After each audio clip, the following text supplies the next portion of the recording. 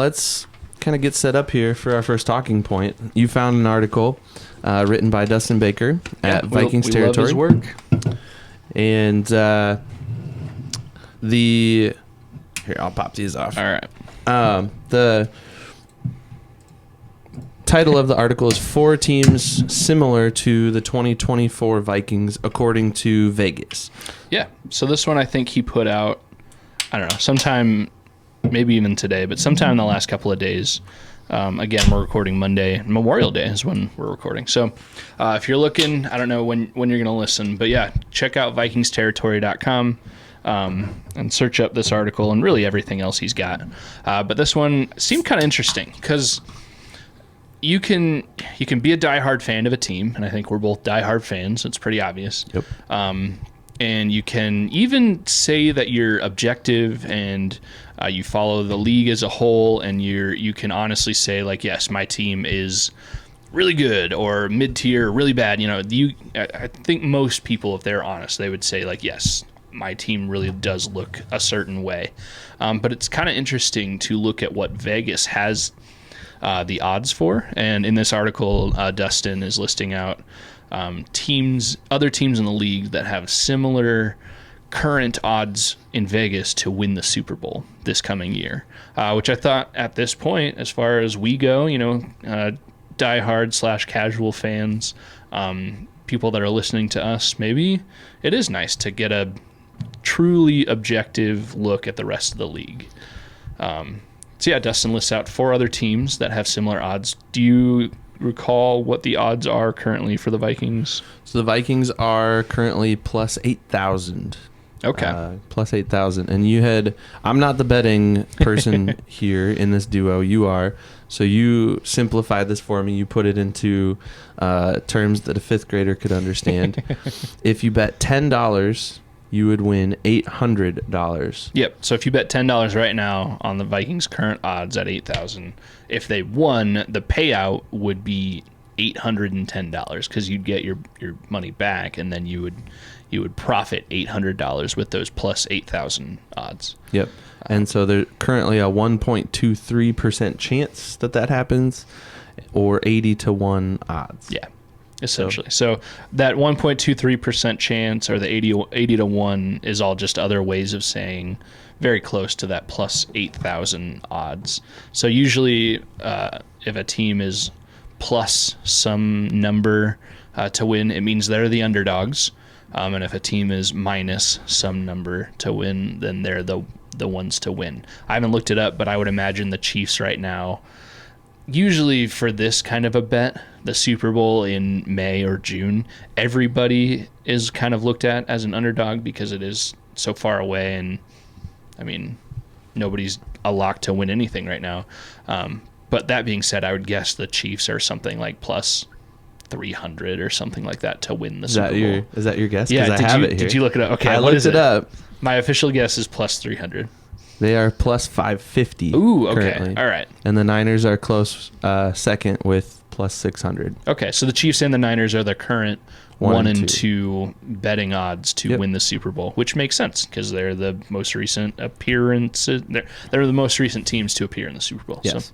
So. The thing that I appreciated about Dustin's article was, and he put this in kind of the opening sentence here, or opening paragraph, maybe I should say, that it's helpful to understand what tier the Vikings currently exist in when it comes to all 32 teams in the league. And I kind of envision those like kind of those viral like tiered lists where you get all the teams listed out kind of horizontally, and you've got the S tier and the A and the B and the so on and so forth. So this is helpful for that purpose, I think. And unfortunately the Vikings aren't up there in that S tier or A tier. Yep. Vegas is not very confident in the Vikings right now, which, I mean, as a diehard fan, my instinct is gonna argue with that, but I also would like to say that after a minute and some explanation, I can be talked into the correct idea, whatever it is.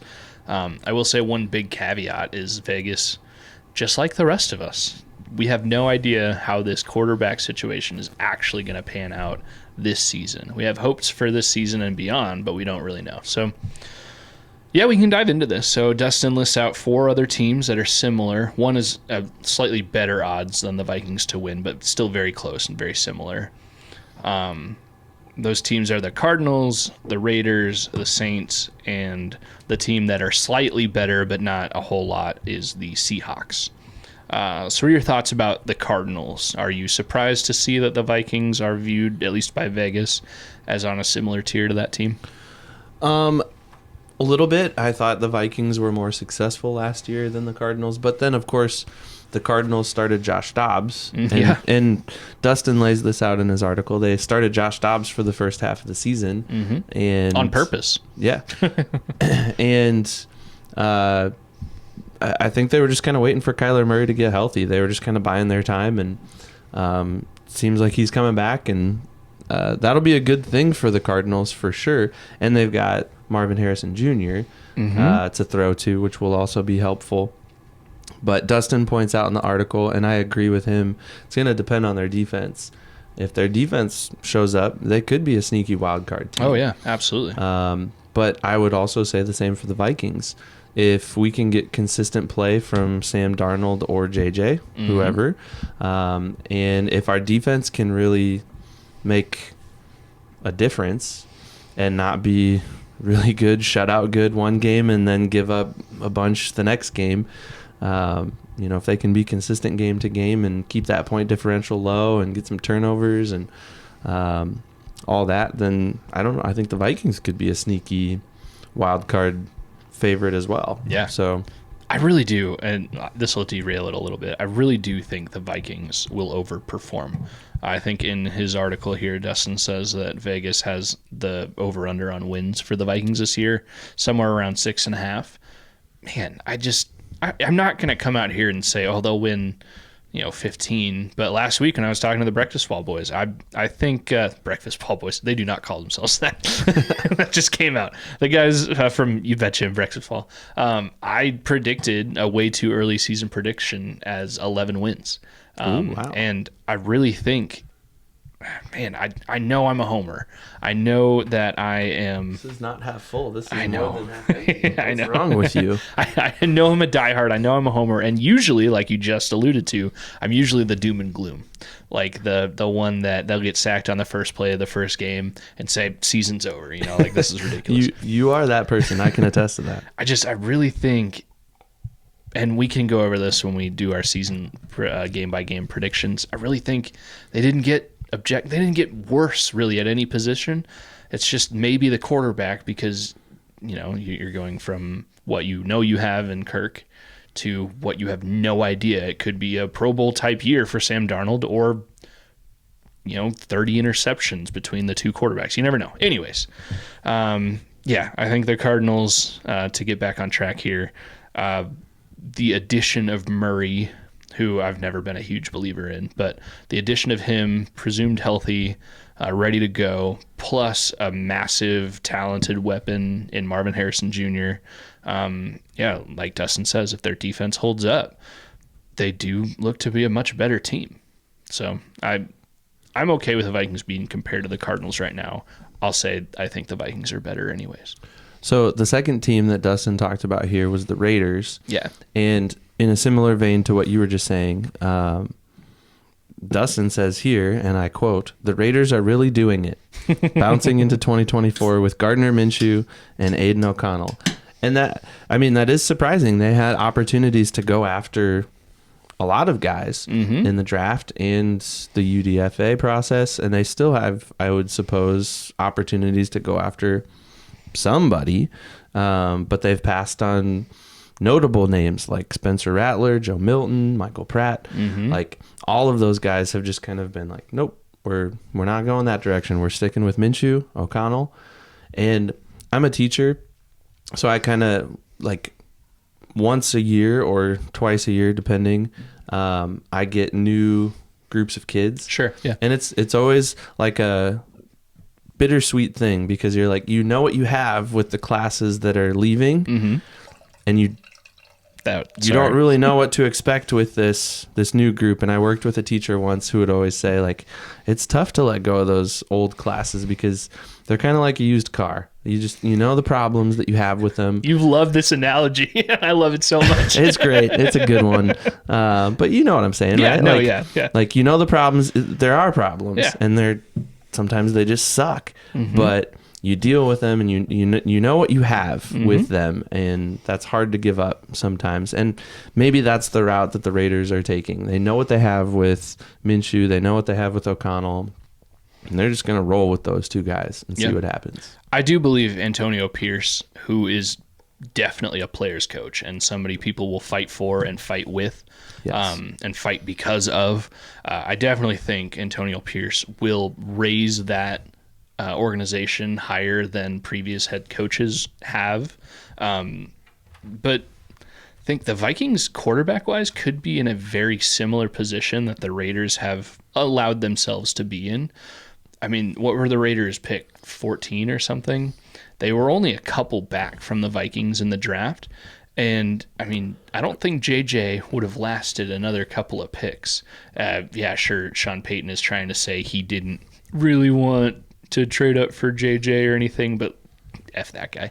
I don't think the Vikings, if they had the same pick that the Raiders ended up with, would have been able to land JJ and a top-tier defensive player in Dallas Turner in the draft.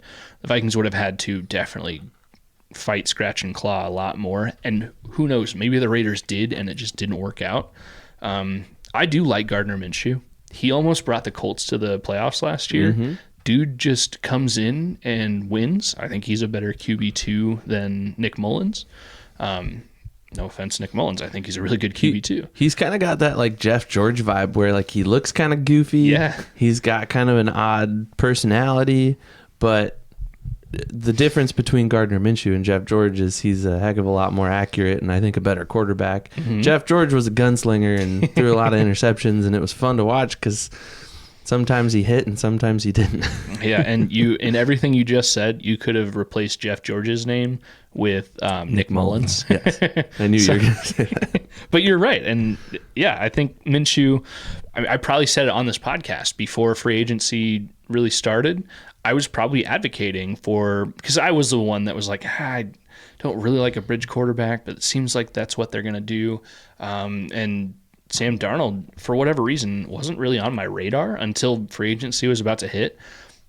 As of right now, I think I'd rather have Sam Darnold than Minshew. But if the Vikings would have come out and signed Minshew, I probably said it again, I would have been all for it. Like Minshew, I think would have been a good bridge quarterback for the Vikings. But maybe he'll do that for the Raiders.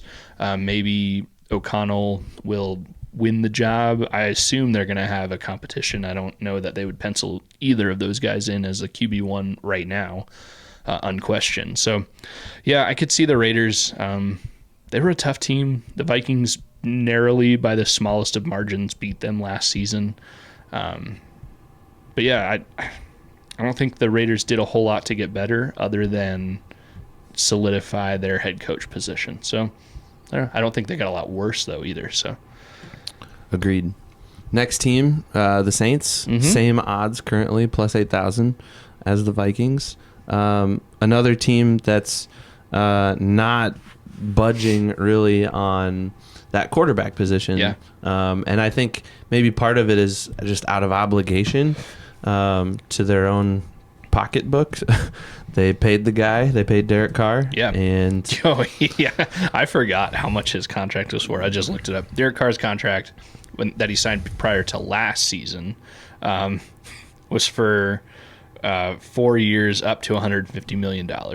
So that's a commitment. That's a Kirk Cousins type commitment. I mean, yeah, sure, it's $30 million less than the up to for Kirk Cousins, but yeah, the Saints are in it for at least one or two more seasons with Derek Carr, good or bad. Yep. And yeah, he's to me not the best quarterback. Dustin says it here. The result was a humongous example of mediocrity. Yeah. So I would agree with that. And I'm glad the Vikings aren't in that situation. We both expressed prior to Kirk leaving that we would have loved to see Kirk Cousins stay.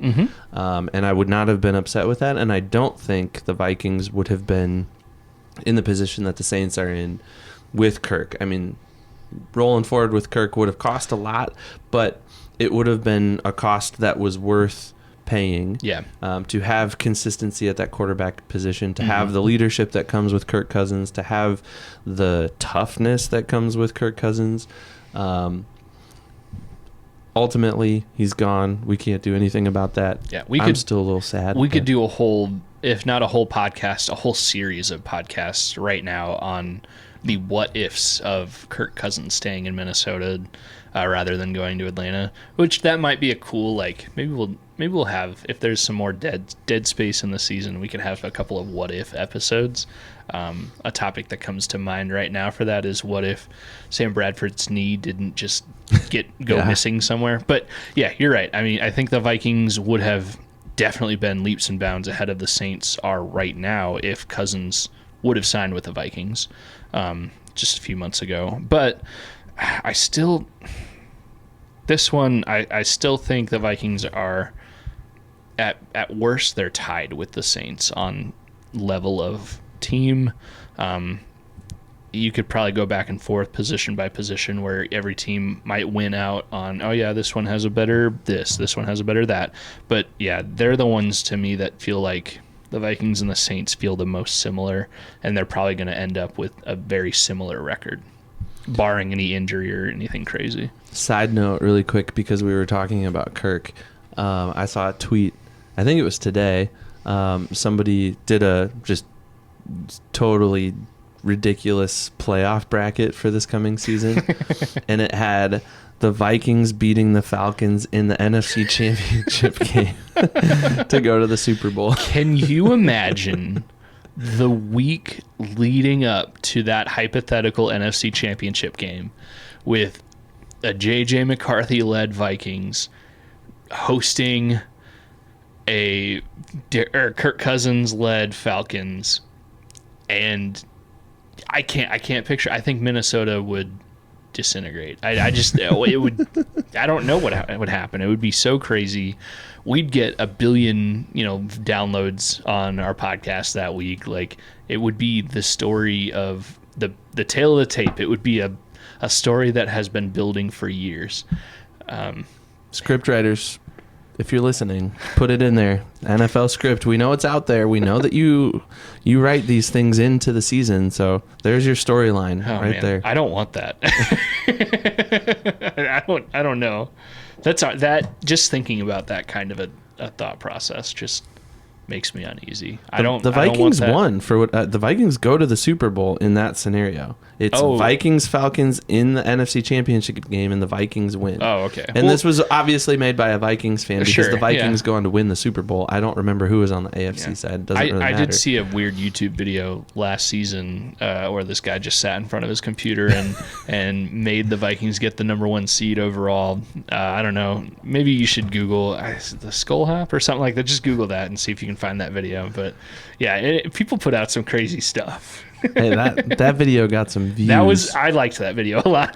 You did a good job. That's one of that wasn't like a homer No, that was what would have to happen. What would it take for the Vikings? And at that point, it was still very much it was mathematically viable. Yeah, but a lot of people had to lose, and the Vikings had to win a lot of games. And that just didn't happen, especially with our beleaguered quarterback situation. Yeah. So I'm feeling anxiety about that hypothetical scenario of the Vikings playing the Falcons in the NFC Championship game. I don't want that to happen. Obviously if that happens and they win, then I'll be super pumped, obviously. But man, please don't let that happen. For my heart's sake. All right, the final team that Dustin mentions here as being in a similar tier to the Vikings this coming season would be the Seattle Seahawks. And he talks about Geno Smith being a question mark, and can the Seahawks actually win with him under center? The Seahawks did get Sam Howell. Yeah, they traded for him, yeah. So that's kind of an interesting addition. He was pretty decent, I would say, in Washington, but of course Washington went after Jaden Daniels, and he had a good amount of turnovers, and yeah, I don't know. I feel like you can only look so good playing for the Commanders. I mean, but yeah. The Seahawks, I might have missed if you just said this. They were the one that they were slightly better odds at plus 7,500 to win the Super Bowl, which is only slightly better. I mean, a $10 bet is winning you $750 rather than $800. So, I don't know. 1 point, it's still a less than 2% chance probably of winning, and then 75 to 1 odds. So, I don't know. The Seahawks I might know the least about of all these 4 teams. I know they drafted Byron Murphy the second, however he wants to go by, in the first round, the defensive tackle that I would have liked to see in purple, but oh well, they got Dallas Turner, so you can only be so upset about that. And other than that, I don't know how much better they got. I mean, yeah, they have a new coach now because Pete Carroll retired suddenly, so yeah, we'll see. It's all kind of just what's going to happen. So Vegas has been known to be wrong, but more often than not, it's creepy how right they are. So there are a handful of other teams that are kind of in a similar tier based on this DraftKings odds that I was looking at. Okay. So I'll just list off the other teams that are similar to the ones that Dustin listed in his article. Tell me which one stands out to you. So the Seahawks were plus 7,500. So are the Bucks. Ooh, okay. I would have guessed a little bit more for the Bucks, but so would have I. Like a little, that they would be a little bit better. Yes, have agreed. a better chance. Yeah. But they're currently, as of today, when I screenshotted this, plus 7,500. Okay. Same as the Seahawks. And then on the other end of things, the Commanders plus 10,000. Okay, which is worse. I mean, that's a good amount of distance. Yeah, but DraftKings also has the Cardinals at plus 10,000 and the Raiders at plus 10,000. Oh, so this is a little bit more updated than Dustin's article, maybe? Either more updated or a different source. Sure. He may have been looking at a different book. Which that's true. I don't know that he lists out. Maybe he does, but in his article, I don't know if he lists out per this sports book. Yeah, I'm not sure. And I'm not seeing it. Okay. But that could be oversight on my part. Anyways, but similar to the Cardinals and the Raiders currently in DraftKings world, the Commanders and the New York Giants. Okay. So you already mentioned that the Bucks seemed maybe a little bit better to you than the Seahawks even. Yeah. I just, based off the way they played last year, I am a Baker believer. I would have been perfectly fine if the Vikings if things had fallen differently. Obviously, this wasn't even close to a possibility, but if Baker would have somehow come to Minnesota rather than Kirk. My number one was maybe re-sign Kirk, but not mortgage the rest of your future for it. And then number two was draft the guy of the future, but also not mortgage the future for it. And obviously the second worked out better than I think anyone could have imagined so far. But yeah, I would have been okay with Baker. He would have been one of my happier things to happen above Gardner Minshew or something like that. So yeah, I think the Buccaneers are set up to be a little bit better. Mike Evans, they locked him down for a little bit longer. They locked down Antoine Winfield Jr. for quite a bit longer, another handful of years. I think he's the highest paid defensive back right now. So yeah, I do believe in the Bucs more so than the Seahawks. So just looking at this list before we move on, because it's interesting to me. Yeah. I don't put money on anything this way. And so just to think about putting money on these games and then think about which teams are currently kind of in the mix. It's just interesting to me. I would not put money on the Jets right now. No, because obviously they have Aaron Rodgers, but I mean, and this is blasphemy because Aaron Rodgers, we all know what's going to happen. He's going to come out. If he's healthy, he's going to throw for 10,000 yards, and he's going to break the record for touchdown passes. No, his other Achilles is going to snap 3 seconds into the season. It would be the funniest thing ever. But as Vikings fans, what we expect to happen, because he's been a Packer for so long, is that he's just going to light it up. So if I had to guess for him to throw more or less than 4,500 yards, I'd say definitely more. But outside of Aaron Rodgers, I know they have a pretty decent defense. I don't know that the Jets are entering team to beat. They might be better than the Vikings if everything's healthy and equal, but I don't think they're up to Chiefs or Niners level. So DraftKings has them at plus 2,000 right now. Okay. Which would put them in the playoffs, I think, if what I'm looking at were like the top the top 14 teams make the playoffs, yeah. Playoffs, right. Yeah, they would. At this rate, and this isn't split out by conference. Yeah, sure. It would take me a minute to figure that out. But just at a very quick glance, they would be a wild card team. Mm-hmm. The Jets would be. And I could see that. Again, I would bet, yes or no if the Jets make the playoffs. As of right now, I'd put money. If I had to, I'd put money on yes, they would make the playoffs. But even a healthy Aaron Rodgers, I don't think that team is competing for a Super Bowl outside of some crazy stuff happening. Sure. It's just interesting, It's just interesting how these people that are putting money on things kind of shape the landscape of the league before we even play a single game. Yeah. And whether you're a bettor or not, whether you like that sports gambling is legal in most states or not, Vegas odds makers know what they're doing because their livelihood and their business depends on setting numbers in a way that will entice people to bet, one way or another.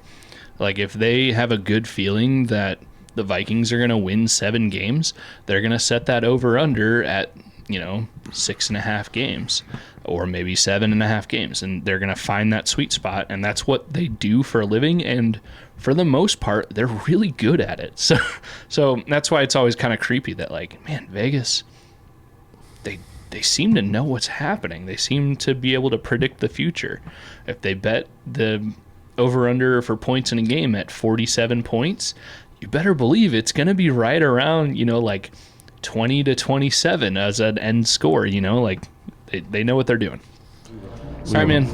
Best episode yet. Skull. That was a good one.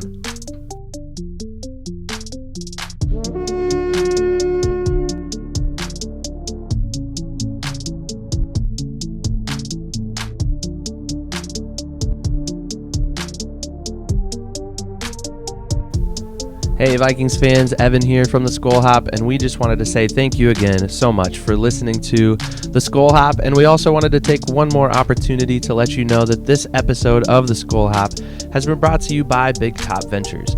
If you're considering taking an all-inclusive trip to either Mexico or Jamaica, reach out to our friends at Big Top Ventures at bigtopventuresllc@gmail.com. Once again, that's bigtopventuresllc@gmail.com. You can get the lowest rate possible on several all-inclusive resorts throughout the region. Big Top Ventures. Step right up to your next big adventure. And thanks again for listening to the Skull Hop. Skull.